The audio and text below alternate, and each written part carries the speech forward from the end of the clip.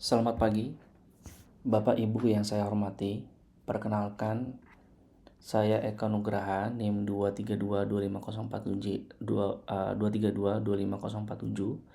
Saya adalah mahasiswa program studi Magister Teknik Elektro Institut Teknologi Bandung di bawah bimbingan Bapak Dr. Pranoto Hidayah Rusmin. Pada kesempatan ini, izinkan saya mempresentasikan proposal tesis saya yang berjudul Transfer Sim to Real pada Multi-Agent Pathfinding berbasis Deep Reinforcement Learning untuk robot forklift non-holonomic Ackermann dengan lokalisasi kamera sentral. Inti dari penelitian ini adalah menjembatani metode koordinasi multi-robot yang selama ini hanya diuji di simulasi agar benar-benar dapat berjalan pada robot secara fisik yang memiliki keterbatasan gerak yang nyata.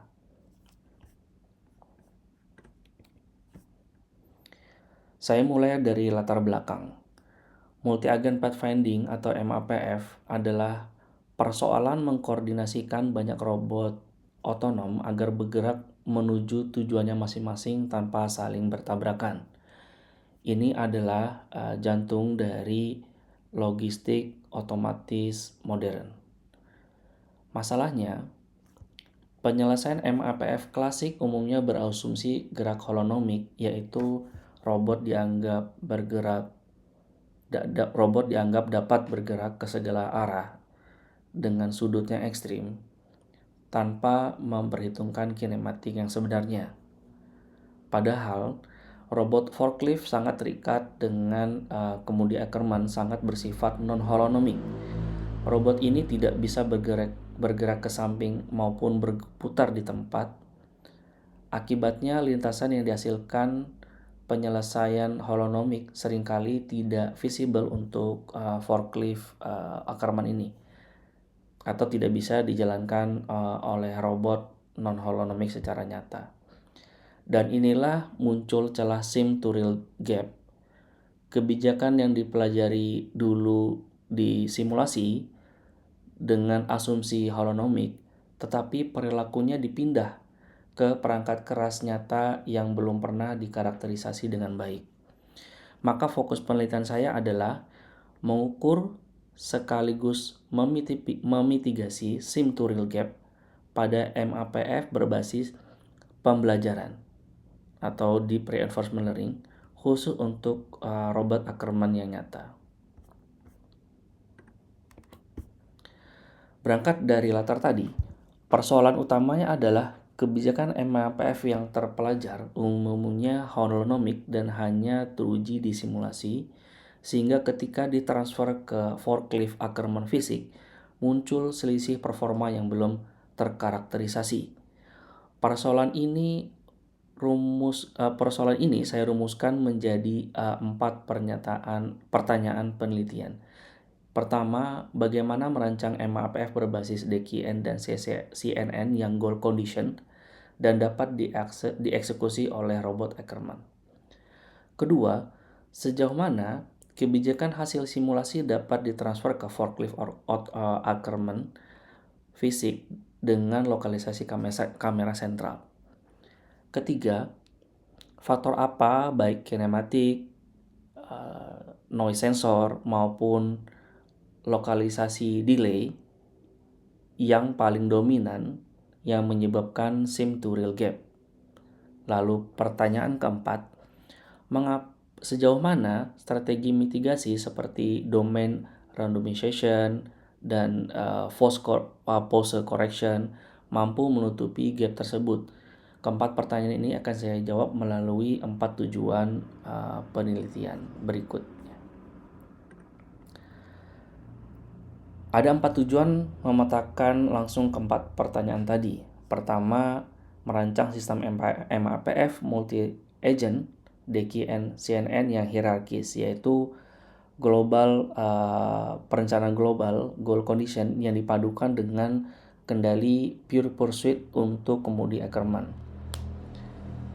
Kedua, membangun testbed berupa robot forklift yang berukuran 30 kali 30 cm yang dilengkapi dengan rotary encoder pada roda penggerak depan, giroskop, sensor IMU, dan lokalisasi kamera sentral. Ketiga, mengukur dan mengkuantifikasi sim to real gap ketika kebijakan ditransfer dari simulasi ke perangkat keras nyata. Dan keempat, mengevaluasi efektivitas strategi mitigasi dalam menekan gap yang teridentifikasi. Saya garis bawahi tujuan kedua inilah yang membedakan penelitian dari mayoritas riset yang sejenis, karena melibatkan validasi pada perangkat keras yang sesungguhnya.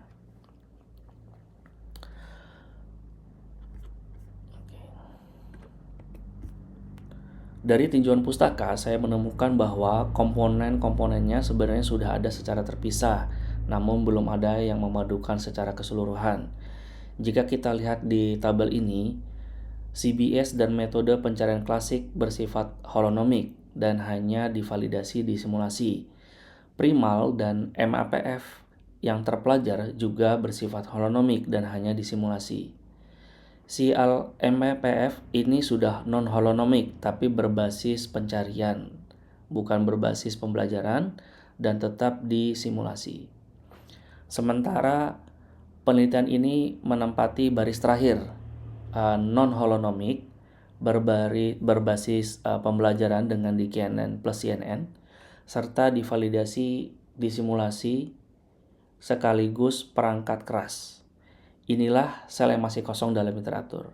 Maka kontribusinya jelas, karakterisasi dan mitigasi transfer sim to real untuk MAPF terpelajar pada robot Ackerman nyata, sebuah kombinasi yang belum pernah dieksplorasi. Berikut gambaran arsitektur sistemnya. Sistem ini terdiri dari dua fase yang dihubungkan oleh transfer sim to real yang saya tandai dengan berwarna merah. Fase pertama adalah fase pelatihan yang sepenuhnya dilakukan oleh di simulasi.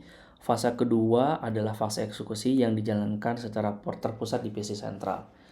Alur kerjanya membentuk loop tertutup. Kamera sentral membaca posisi robot, menghasilkan post estimation, lalu diteruskan ke perangkat global, perencanaan global, kemudian ke pengendali lokal, dan akhirnya ke robot. Posisi robot dibaca kembali oleh kamera, dan siklus ini berulang. Panah merah yaitu titik transfer dari simulasi ke dunia nyata inilah yang menjadi titik paling kritis yang menjadi fokus penelitian ini. Selanjutnya, izinkan saya membedah tiap blok, dimulai dari otak perencananya. Perencana global dibangun dengan dua komponen. Saya gunakan analogi sederhana.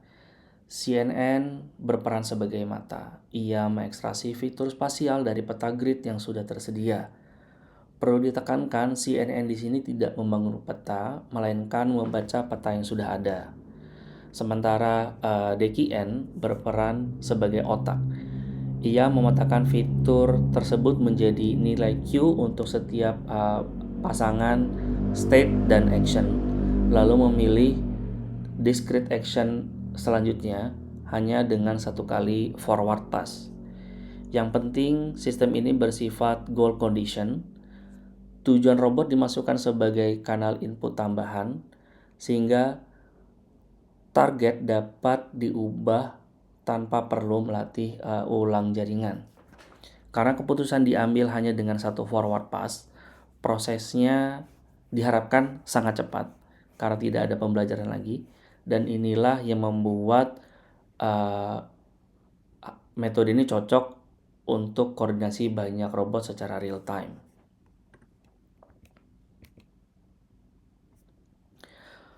Pelatihannya menggabungkan pembelajaran, imitasi, dan penguatan melalui metode DKFD, Deep Key Learning from Demonstrations. Alurnya ada 3 langkah. Yang pertama, sebuah expert MAPF. Dalam hal ini saya menggunakan hybrid ASTAR atau CBS yang sudah sadar kinematik atau variabel kinematik dari forklift sudah dimasukkan menjadi limitasi sudut hybrid Astar yang menghasilkan lintasan optimal. Kedua, lintasan ini dirubah menjadi pasangan state dan expert action atau aksi pakar, lalu dimasukkan ke reply buffer. Ketiga, jaringan dilatih dengan DQFD. Nah, ini terdapat rugi margin yang memaksa expert action agar bernilai maksimum, sementara rugi TD menjaga agar nilainya tetap benar. Ini poin yang paling ingin saya tekankan. Algoritma Astar hidup pada saat pelatihan, jadi tidak pada eksekusi. Ketika eksekusi, hanya jaringan saraf yang berjalan. Lebih jauh, komponen reinforcement learning memungkinkan kebijakan akhir justru melampaui kemampuan expert yang mengajarinya. Setelah perencanaan global membentuk waypoint, pengendali lokal bertugas menerjemahkan waypoint grup holonomik tadi menjadi perintah komodi Ackermann yang visible. Untuk ini saya gunakan algoritma Pure Pursuit. Cara kerjanya, robot memandang sebuah titik sejauh jarak look ahead ke depan atau satu aksi ke depannya, lalu membentuk busur dengan jari-jari konstan menuju titik tersebut. Dengan begitu, sudut tajam pada grid otomatis dihaluskan menjadi lingkungan yang mulus, sebuah efek yang disebut corner cutting. Sudut kemudi juga dibahas pada nilai maksimum, sehingga radius putar minimum robot selalu dijaga. Yang penting untuk dicatat, Pure Pursuit ini murni bukan sebuah tracker. Pure Pursuit ini adalah sebuah tracker, bukan sebuah perencana, sehingga ia tidak menduplikasi tugas yang sudah dikerjakan oleh DKN. Karena kebijakan terpelajar tidak menjamin bebas tabakan secara mutlak, saya menanganinya dengan manajemen konflik berbasis 4. Konflik yang ditangani mencakup konflik vertex, yaitu dua robot yang menuju sel yang sama, dan konflik swap, yaitu dua robot saling adu depan. Adapun aksi tunggu digunakan untuk menangani dimensi waktu. Lalu lapis pertama bersifat reaktif dan dipelajari melalui kanal informasi agen lain, penalti tabrakan, serta demonstrasi yang bebas konflik. Lapis kedua adalah koordinasi menggunakan kerangka CTDE yang dekomposisi nilai seperti VDN atau QMix agar keputusan antar agen tersinkronisasi atau selaras. Lapis ketiga adalah deconfliction terpusat di PC sentral, yaitu memeriksa aksi semua agen dan menyelesaikan konflik satu langkah berbasis prioritas. Lapis inilah yang menjadi penjamin utama keselamatan. Dan lapis keempat adalah keamanan fisik. Inflasi footprint robot serta pemantauan pose real time dari kamera yang dapat memerintah robot untuk melambat ataupun berhenti.